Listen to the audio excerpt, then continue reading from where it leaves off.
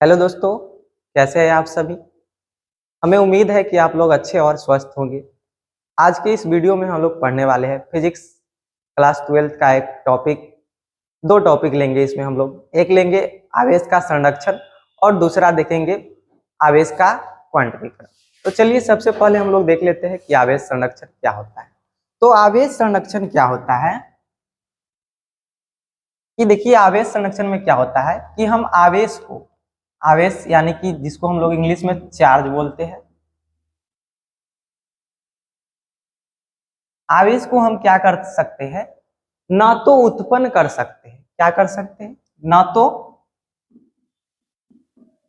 उत्पन्न यानी कि पैदा जिसको हम लोग बोलते हैं, ना तो उसे हम ना तो आवेश की हम लोग उत्पत्ति कर सकते हैं और ना ही क्या कर सकते हैं, ना ही क्या कर सकते हैं, इसे हम नष्ट यानी कि बोले तो खत्म, खलास नहीं कर सकते। तो आवेश को हम कर क्या सकते हैं, तो आवेश का सिर्फ हम एक रूप से दूसरे रूप में स्थानांतरण कर सकते हैं, या फिर आप यूं बोल सकते हैं कि एक वस्तु से दूसरे वस्तु में ट्रांसफर कर सकते हैं, स्थानांतरण कर सकते हैं। आवेश संरक्षण के अनुसार क्या है, आवेश न तो उत्पन्न किया जा सकता है और न ही नष्ट किया जा सकता है। सिर्फ क्या किया जाता है, तो आवेश का एक रूप से या एक वस्तु से बोल सकते हैं, एक रूप से दूसरे रूप में क्या कर सकते हैं, स्थानांतरण कर सकते हैं। यानी कि इसको आप इंग्लिश में ट्रांसफर बोलते हैं, ट्रांसफर। आवेश संरक्षण की क्या हुआ है कि आवेश न तो हम उत्पन्न कर सकते हैं और न ही नष्ट कर सकते हैं। सिर्फ क्या कर सकते हैं, तो एक रूप से दूसरे रूप में स्थानांतरण, ट्रांसफर। अब ये कैसे, आपको ये नहीं समझ आया होगा तो एक एग्जांपल से समझिए। अब एग्जांपल में समझिए क्या होगा कि दो वस्तु लीजिए। आपको मालूम होगा कि जब दो वस्तुओं के बीच घर्षण होता है तो उनमें आवेश का इलेक्ट्रॉन के स्थानांतरण से क्या होता है, आवेश उत्पन्न होते हैं। दोनों पर, एक पर प्लस होगा तो एक पर माइनस, यानी कि एक पर धन तो एक पर ऋण। ठीक है, तो चलिए दो वस्तु लेते हैं। एक वस्तु ले लीजिए आप,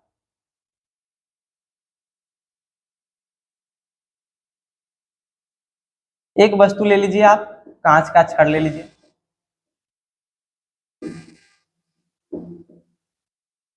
और दूसरा ले लीजिए आप, इसको मान लीजिए आप रेशम का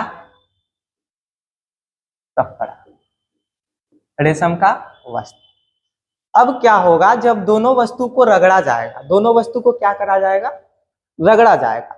दोनों में क्या करा जाए, रगड़ा जाए, रगड़ा जाए। तो आपको मालूम होगा कि जब रगड़ेंगे तो इसमें क्या होंगे कि आवेश की उत्पत्ति होगी। अब आवेश की उत्पत्ति कहने का मतलब कि दोनों पर आवेश उत्पन्न हो। अब जब रगड़ने के बाद, हाँ, तो ये भी होता है कि किस पर कौन सा आवेश उत्पन्न होगा। आपने पढ़ा होगा कि आवेश क्या होते हैं, दो प्रकार के होते हैं। आवेश दो प्रकार के होते हैं, एक धन आवेश और एक ऋण आवेश। तो इसमें जो एक कांच का छड़ है, इस पर प्लस चार्ज आ जाता है। आप, या इसी को हम लोग धन आवेश बोलते हैं, प्लस मतलब धन आवेश। तो जब इस पर धन आया तो जो रेशम का कपड़ा है उस पर क्या आएगा, तो इस पर माइनस चार्ज आ जाते हैं, इस पर ऋण आवेश। अब ध्यान से समझिएगा, यहीं से आपको आवेश संरक्षण समझ आ जाएगा। तो आप देख रहे हैं यहाँ पे ऋण आवेश है, कहने का मतलब कि इसमें क्या हुआ, इलेक्ट्रॉन की बढ़ोतरी हुई और इस पर इलेक्ट्रॉन की कमी हुई। तो मान लीजिए कि इसमें जो है प्लस चार्ज है, कहने का मतलब इसमें इलेक्ट्रॉन कम गया है। मान लीजिए कि इससे 5 को इलेक्ट्रॉन कम गया है, मतलब कि इस पर चलाया, तो बताइए इस पर कितने इलेक्ट्रॉन बढ़े, 5 ही बढ़ेंगे, क्योंकि दोनों के बीच रगड़ा गया तो दोनों के बीच ना आदान प्रदान होगा, कोई तीसरा थोड़ी आएगा। ठीक है, तो मान के चलते हैं कि 5 इलेक्ट्रॉन इस पर, इससे निकल गए, 5 इलेक्ट्रॉन क्या हुए, निकले, तो इस पर 5 इलेक्ट्रॉन क्या होंगे, बढ़ जाएंगे, बढ़ जाएंगे, बढ़ जाएंगे। अब देखिए क्या हुआ इसमें कि जब इससे 5 इलेक्ट्रॉन निकला, यानी कि इस पर इलेक्ट्रॉन कम हुई, धन आवेश, इस पर बढ़ा 5 इलेक्ट्रॉन, तो ऋण आवेश। अब देखिए इसमें क्या हुआ, तो जब दोनों को ऐड किया जाए, माने कि इसमें 5 को कम गया और इस पर 5 को बढ़ गया, तब +5, इसमें -5। तो जब दोनों को आप ऐड कीजिएगा 5 + -5 तो कितने आए, 0। तो आवेश संरक्षण का सिद्धांत क्या कहता है कि हम आवेश न तो क्या कर सकते हैं, उत्पन्न कर सकते हैं, और न ही क्या कर सकते हैं, नष्ट कर सकते हैं, सिर्फ क्या कर सकते हैं, तो एक रूप से दूसरे रूप में स्थानांतरण कर सकते हैं। यानी कि इसमें भी वही हुआ, आवेश संरक्षित है, सिर्फ क्या हुआ, तो एक वस्तु से दूसरे वस्तु में आवेश का स्थानांतरण, जिसे हम लोग ट्रांसफर बोलते हैं। आवेश क्या हुआ, आप इसी को ऐसे बोल सकते हैं आवेश संरक्षण में कि आवेश सदैव संरक्षित रहता है। आप दूसरे भाषा में इसको बोल सकते हैं कि आवेश संरक्षित रहता है।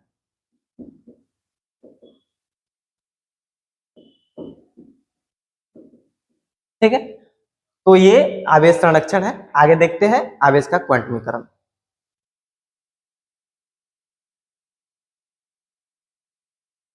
चलिए इसको मिटाते हैं।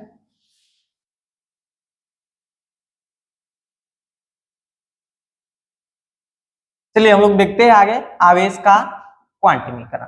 अब देखिए क्वांटमीकरण में क्या होता है, आप एक फॉर्मूला से इसको समझ सकते हैं, याद कर सकते हैं। आवेश का क्वांटमीकरण Q = N। घबराइए मत, सब बताएंगे Q क्या है, N क्या है, A क्या है, आपको याद भी हो जाएगा। देखिए Q क्या है, तो आवेश है। N क्या है, तो पूर्णांक है। अब पूर्णांक यानी कि पूर्णांक नंबर ऑफ इलेक्ट्रॉन्स है,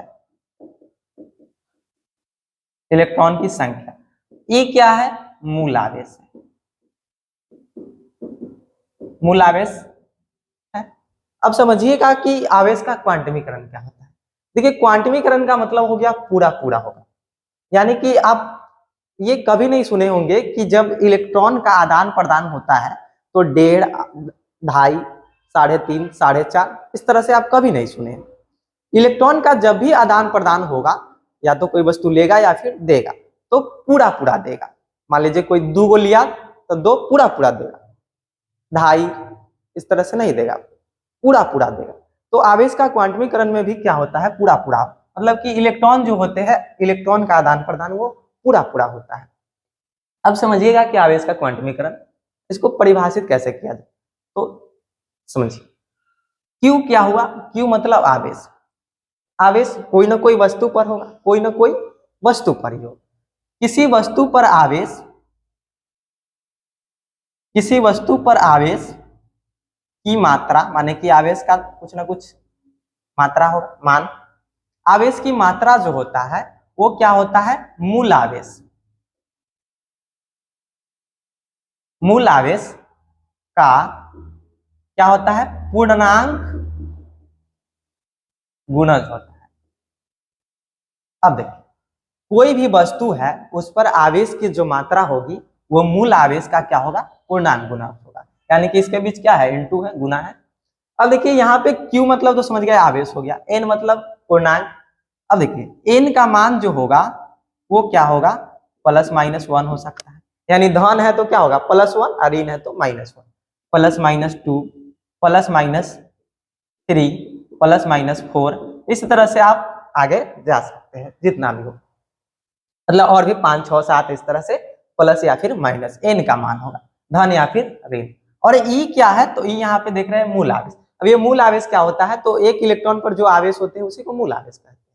मूल आवेश का मान कितना होता है, तो समझिए यहाँ पर ध्यान दीजिए, 1.6 × 10⁻⁻19 कूलॉम। ये हमेशा आपको याद रखना है, और ये आपको डेरिवेशन या फिर कोई भी चीज करना है, क्वेश्चन बनाना है, तो आपको E का मान इतना ही रखना हो।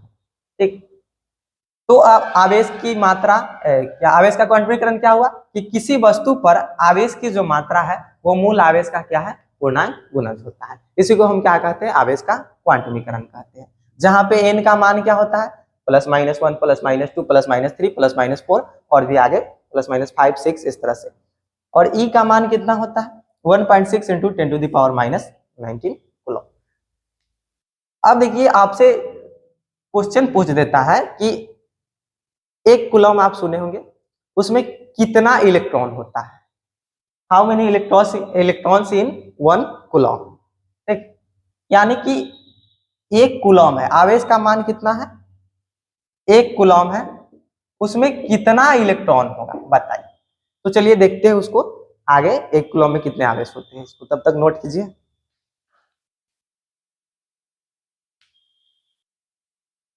चलिए देखते हैं 1 कूलम में 1 कूलम आवेश लिख लीजिएगा, आवेश 1 कूलम आवेश में कितने इलेक्ट्रॉन होते हैं। तो देखिए अभी आप पढ़े हैं Q = N, ये फॉर्मूला अभी आप पढ़े, तो Q का मान कितना हो गया 1 कूलम, Q का मान आवेश 1 कूलम है। और आपको अभी बताया हम कि E यानी कि मूल आवेश हमेशा कितना होता है 1.6 × 10⁻19 कूलम। हमको निकालना क्या है N यानी कि नंबर ऑफ इलेक्ट्रॉन्स, ये कितना है। तो लगाइए फॉर्मूला Q = N, निकालना क्या है आपको, तो N निकालना है, तो N इधर रखिए और E को डिवाइड में भेजिए Q/, ठीक। अब मान रखिए N बराबर Q का मान कितना है, तो देख रहे हैं Q का मान कितना है 1, E यानी कि मूल आवेश कितना है, तो 1.6 × 10⁻9, ठीक है। अब आइए इधर करते हैं, अभी जो माइनस में 19 है पावर में, इसको हम ऊपर ले जाते हैं तो वो क्या हो जाता है, वो इसको बीच में लिखिए प्लस में हो जाता है 10⁻18, सॉरी 18 नहीं 19 ही होगा। अब देखिए क्या करते हैं, यहाँ पे 19 है, हम इसको क्या करना चाहे, जैसे 10 का स्क्वायर है तो हम इसको 10 × 10 लिख सकते हैं ना, तो उसी तरह 10 पर पावर 19 है तो आप इसको इस तरह से लिख सकते हैं 10 × 1 से गुना करेंगे तो 10 ही होगा, 10 × 10⁻18, क्योंकि जब दो बेस जब सेम होते हैं तो इसका पावर क्या होता है ऐड हो जाता है, मतलब जुड़ जाता है, तो पावर 1 यहाँ है 18 यहाँ 19 हो जाएगा, 1 से गुना करेंगे तो उतना ही होगा। अब 1.6 है, अभी पॉइंट को हटाएंगे, जब ऊपर पॉइंट रहता है उसको हटाते हैं तो नीचे आ जाता है, मतलब जितना पॉइंट के बाद जितना हो 0 उतना आ जाता है नीचे, लेकिन नीचे है तो नीचे वाला पॉइंट हटाएंगे तो ऊपर 0 चल जाता है, तो 1 अंक के बाद पॉइंट है तो यहाँ पर 1 0 ऊपर बढ़ जाएगा, 100 कर लेते हैं 10/18, यहाँ कितना हो गया 16। अब इसको आप 100 को 16 से भाग दीजिएगा तो कितना बार में कटेगा 6.25, यानी कि 6.25 × 10⁻18 क्या हुए इलेक्ट्रॉन। ये आप याद रखिएगा, इस तरह से आप निकाल भी सकते हैं कि 1 कूलम में कितने इलेक्ट्रॉन हुए, तो 6.25 × 10⁻18 इलेक्ट्रॉन। अब देखिए आपसे ऑब्जेक्टिव टाइप में क्वेश्चन पूछ देता है कि सबसे छोटा आवेश कितना होता है, सबसे छोटा आवेश, सबसे छोटा आवेश ऑप्शन दे देगा आपको 1 coulomb, B 1 electron, C 2 coulomb, D none of this. तो आप याद रखिएगा, देखिए एक सबसे छोटा जो आवेश होता है वो 1 इलेक्ट्रॉन पर जो आवेश होता है वो सबसे छोटा आवेश होता है, तो इसका आंसर क्या हो जाएगा 1 इलेक्ट्रॉन। 1 कूलम नहीं होगा क्योंकि 1 कूलम में बहुत सारे इलेक्ट्रॉन है, सबसे छोटा आवेश क्या हो गया 1 इलेक्ट्रॉन। तो आज का हमारा ये क्लास खत्म हुआ, मिलते हैं आपसे हम अगली वीडियो में एक और नए टॉपिक के साथ, तब तक के लिए जय हिंद, वंदे मातरम।